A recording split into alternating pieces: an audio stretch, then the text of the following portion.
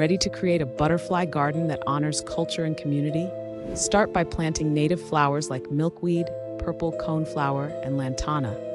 These attract butterflies while reflecting African American and Hispanic gardening traditions. Include herbs like cilantro and parsley for both beauty and cuisine. Add colorful pots and art inspired by your heritage. Place a shallow water dish for thirsty butterflies. Invite friends and family to help plant and share stories. Follow us for more tips and share your garden tricks with us.